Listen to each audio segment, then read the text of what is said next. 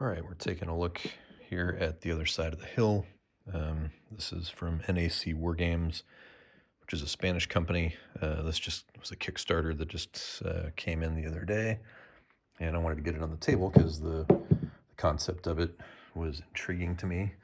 In this case, it is a game about focusing. Well, it's a World War II kind of strategic game on World War II, but viewed through the prism of the German High Command and the pushing and pulling between the different factions of the German High Command during World War II to try and influence the outcome of the war.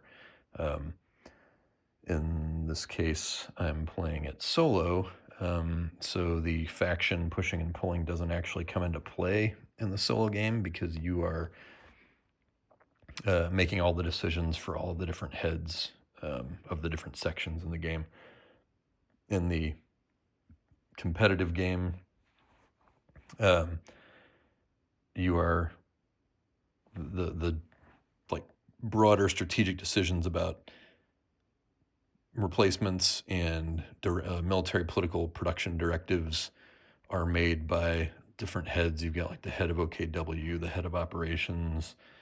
I don't know what the other two heads of sections are. It is, I don't really want to look it up either. But there's four different factions essentially, or four different positions that are responsible for the varying parts of the decisions being made on the board in terms of political decisions and operational decisions and production decisions. So those come into play in the competitive game. In the cooperative or solo game, you're just making all those decisions yourself. So whereas in the competitive and even in the cooperative game to a certain extent, players are sort of working against each other in certain aspects. None of that is the case in the solo game, where you're basically just playing against the game engine itself. You do have, and in the competitive game, you've also got four different factions of your generals that are in the game, which are and there's actually like tokens that you'll use around this track to track the various influence that those factions have. I think you've got your old guard faction, your sort of moderate faction, your Nazi fanaticist faction, and your dissident general faction. None of those factions come into play in the solo game, so you basically have control of all the generals yourself. In the competitive and cooperative game, the generals are parceled out amongst the different players, and then those players advance their own agenda to get their own generals onto the board and presumably, hopefully, into optimal battlefield conditions to sort of advance their prestige and their careers. And with the expansion that came with it, there's this Twilight Generals expansion pack. It includes these field marshal cards, and generals can be awarded field marshal batons if they complete certain prereqs. Like in this case, the player controls the leading general who has conquered Metz. So,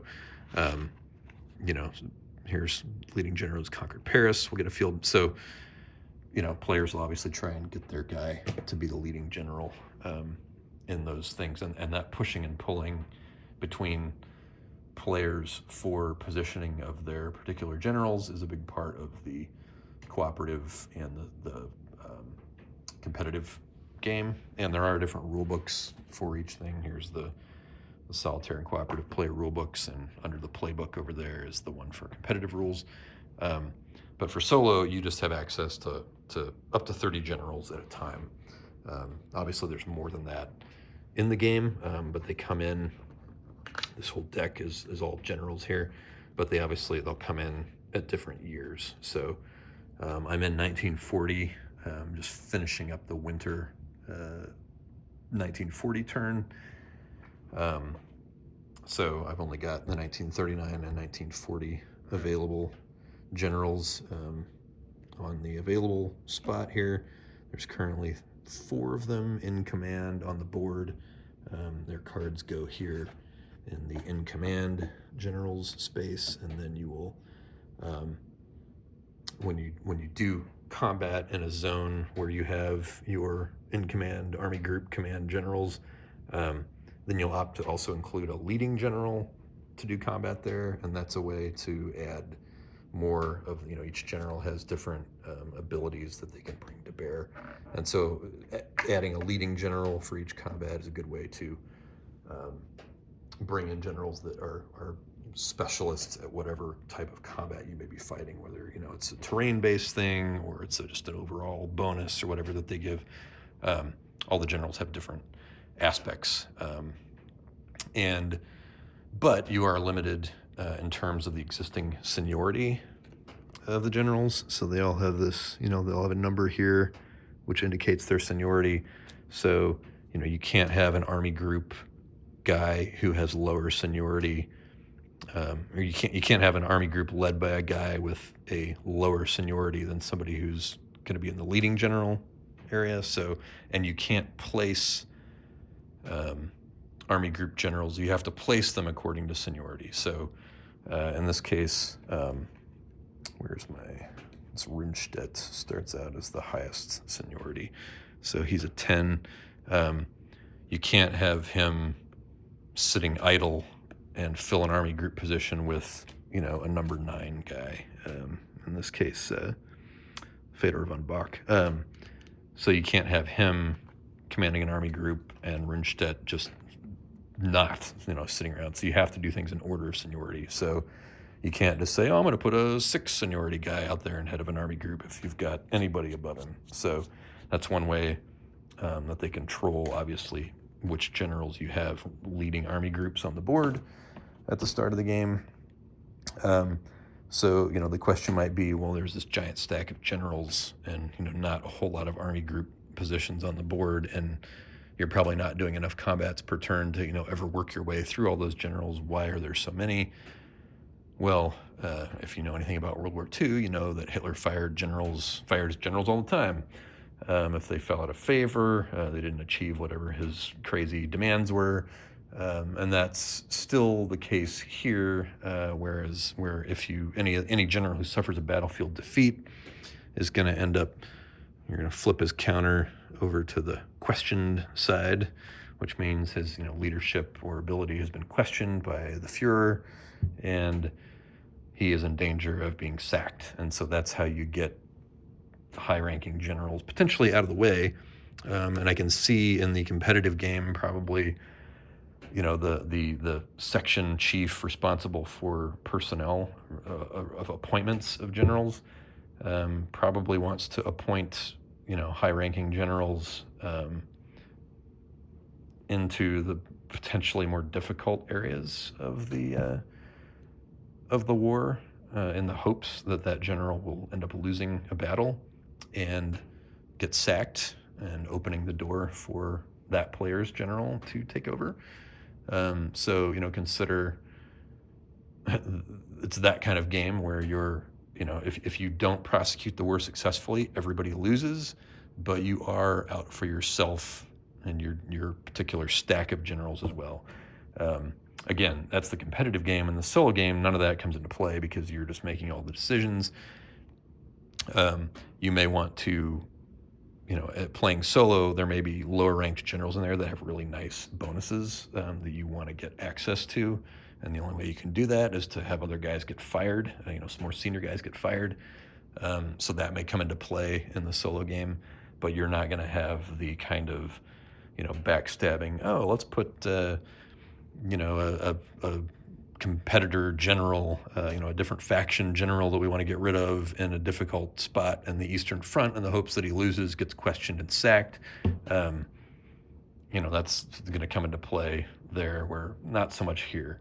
But you do have to pay attention to the seniority rules. You are limited on who you can place where, even in the solo game. But the map, clearly very busy. It is, it's functional, but it definitely takes, there's a lot of symbols on here, a lot of stuff going on. So you do have to kind of familiarize yourself with it. And I've been moving pretty slowly through the first turn. But it is, once you understand what all the symbols are, then I think it's pretty clear. You'll be pretty good at reading what you're doing on the map and what the map means in all the different sectors where you're working. You've got tracks over here that are tracking your resources, which are fluctuate based on the territories that you're taking over. Then you've got these sliders that have the different how those resources are allocated essentially between air, land, and strategic warfare replacements, and then military political production directives, and then your consumer goods production, which has an impact on the fanaticism track, which is how fanatical is the hard right fascist Nazi faction of the populace, and how influential are they. That can be tempered by the unrest track, which will cause fanaticism to lower as unrest gets higher and higher. So, as the war goes on, you're going to run into more things that are going to cause unrest. Then you've got your force pool, which is your available armies that you can move onto the map. You've got potential satellite armies. You can see here I've already got Italy as a satellite, and Romania and Bulgaria as a satellite. You've got paratroop capabilities, which can potentially get worse and worse if they fail until you lose access to them entirely. You've got the USSR and US commitment tracks. This determines at what point the Soviets or the Americans will go to war. I'm not sure whether you can, jumpstart. Obviously, the Soviets didn't invade Germany or go to war with Germany. Germany just invaded the Soviets, and that was on their own timetable and not subject to a certain series of triggers. But there are these triggers here. These tracks are advanced by symbols on the event cards, and the event cards will come up during their strategic war phase or potentially during combat, and you'll look, if they have one of these flags in the upper corner, that will start to advance the track for the commitment. So right now you can see it starts with neutrality acts in the U.S. I've had one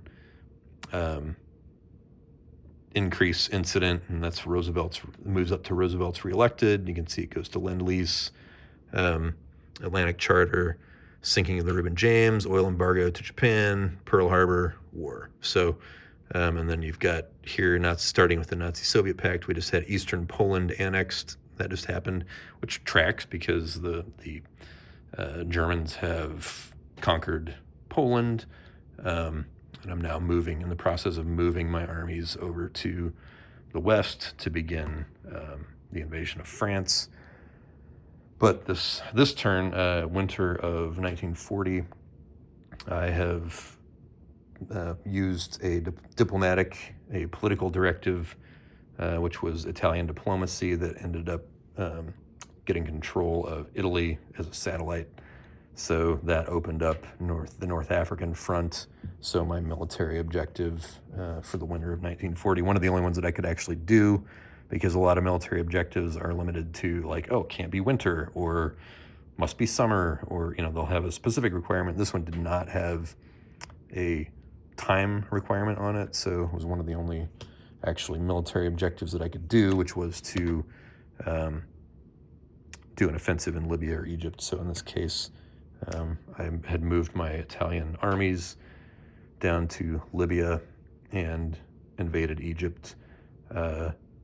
Was successful. They took the Italians took El Alamein, and then on one of the other combats I had during the Western Offensive phase, I had the Western Offensive. They were fighting up here, they were fighting here, and then they were fighting here. And by the time I got down to here, I ended up drawing the combat for this turn. There was no combat. It was instead draw a strategic event. I drew this, and sure enough, Italy defeated in Libya, which is if Egypt is disputed, you apply an Axis retreat. So the successful combat that I just had was completely undone when I drew this card during the Western combat phase, and so they got pushed back. So I ended up failing this objective, which is too bad because it would have increased my air power. So the game board's divided into fronts. You've got the southern front. You can tell by the different colored boxes for the regions. So this is the southern front here. You got eastern front and western front. Each front has its own air and naval control track that is impacted by your Luftwaffe replacements. And then you've got a German air naval control track as well, and your strategic movement box. And then this is the collapse of Germany as everything starts to cave in.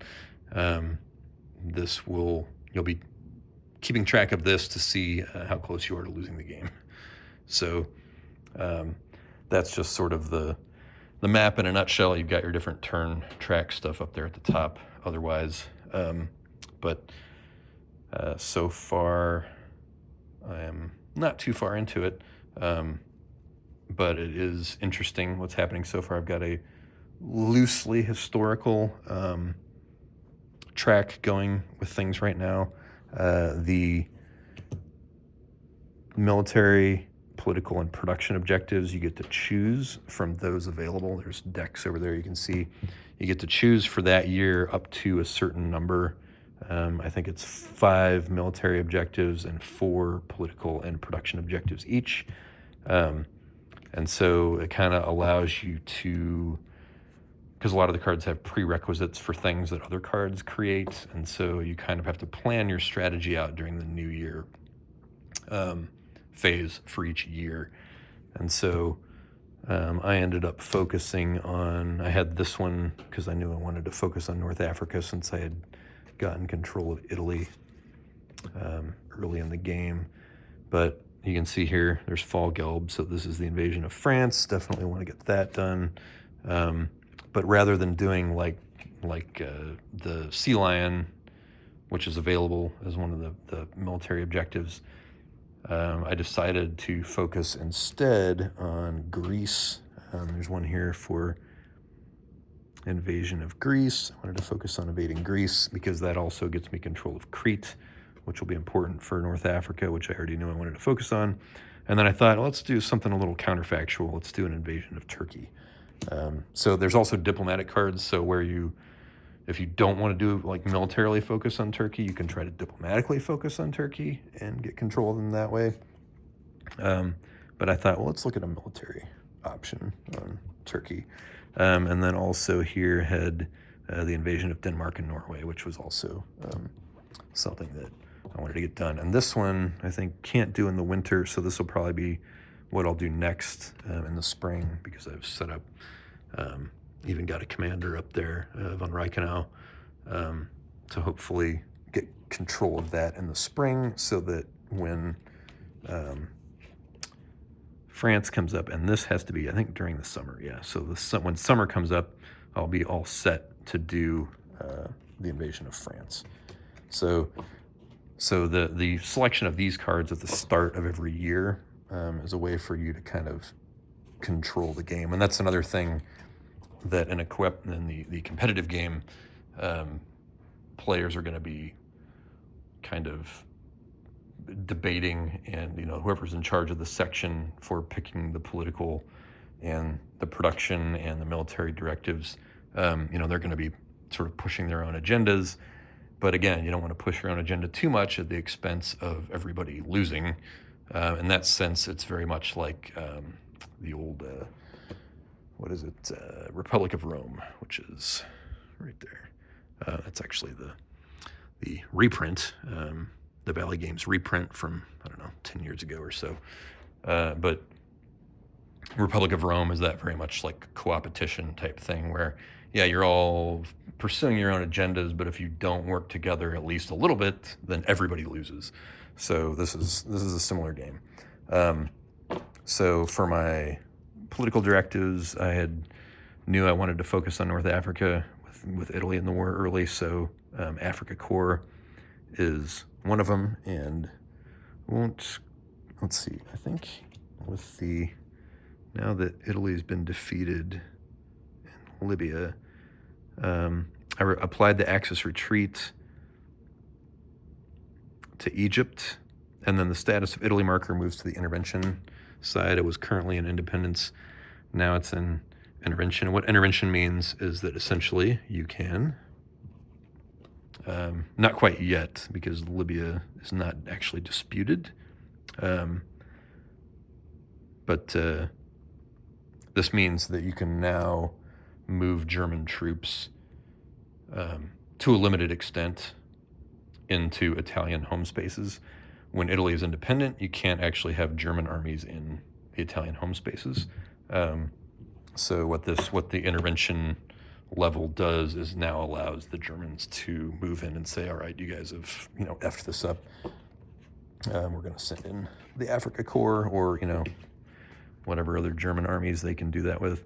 And then I want to do diplomacy with Yugoslavia and diplomacy with Hungary to get those as satellite countries. But as military directives, you can also invade those. There's one for an invasion of Yugoslavia. There's one for an invasion of Hungary. So you do have that option if you want to pick military instead of diplomacy and vice versa. And then for production directives, I had already put like some I don't know, Mark 8 subs or whatever it was out there in 1939. But I'm looking to do strategic bombers and submarine bases and the self-responsibility of industry. Costs a little fanaticism, but you get more resources. So, and submarine bases, yeah, you need to get Vichy. Some of these, you look at the prerequisites for these, and you're like, okay, based on my military goals, in this case, I do want to invade France, so that's going to open up the Vichy capability. So, hopefully, that will succeed, and then I'll have the Vichy prerequisite at some point during this 1940 turn, that I can play that card and get the submarine bases out there. And these are going to give, various bonuses when you get them. So in this case, it's removing the locked marker from box number 3 in the strategic warfare track. So you can see strategic warfare up here is locked off for boxes 3 and 4, meaning that even if I pour, a bunch of points into it over here, it's just stuck. Like I can't raise it this turn. So obviously, these production technological advancements will help you, enlarge your strategic warfare track. So that's where things stand right now. I opted not to use. You can see there's little counters here that actually have some NATO symbols on them for your Panzer armies and your regular armies. I opted to use the actual military counters instead of the cubes. The game comes with colored cubes and cylinders to symbolize your combat location pawns, and then your armies can be just represented by cubes. I was afraid that might offend Kev Sharp at the Big Board Gaming if I used cubes. So I'm going to use the armies so that he can watch this video and not be offended. Okay, I'm just kidding, Kev. Love you, buddy. Otherwise, this has been interesting up to this point. It looks like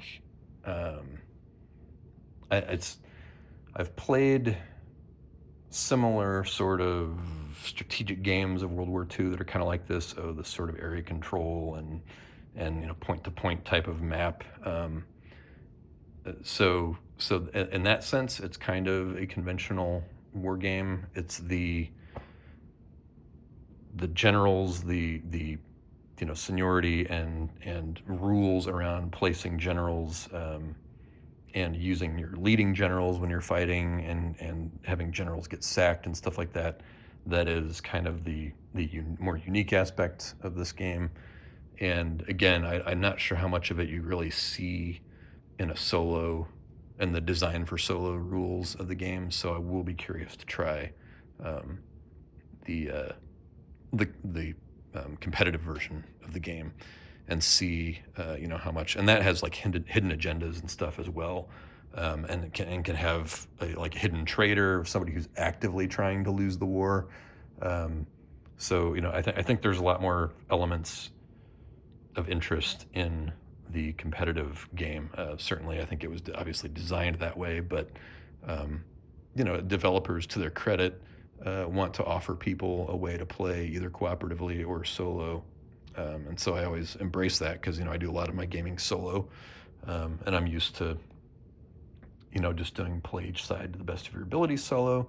But it is cool to try out some of these solo engines, solo designs, because some of them are usually pretty clever, and a lot of the design for solo games, I think of like the I, Napoleon game from GMT that just came out recently, that are kind of these narrative-driven, story creating games, almost like a sort of RPG type aspect to them. That's pretty cool. This isn't that level of solo engine, or solo design, but it does have a good narrative capability in terms of the historic event cards that it uses, and your ability to choose those cards to kind of craft the direction that you want the war to go. You can take it often some counterfactual directions, like I'm doing with the invasion of Turkey. Those were things that were certainly considered by the Germany during the war. But most conventional strategic World War II games don't let you go take flights of fancy too much, without paying a significant price for it. And this doesn't seem to enact the price as much, because as long as you kind of tailor your cards to complement one another, and you can find there's cards in there that are going to complement your focus on trying to militarily invade Turkey, and you can pick those cards and create your own narrative that way, which I think is pretty interesting. So anyway, I will probably come back with another video or two as I progress through the game, and make it further once I've started to get some generals sacked and see how the impact of assigning generals to commands works in the solo game, just to give that a review and discuss a little bit more. But so far it's been pretty interesting, and I look forward to exploring more of it.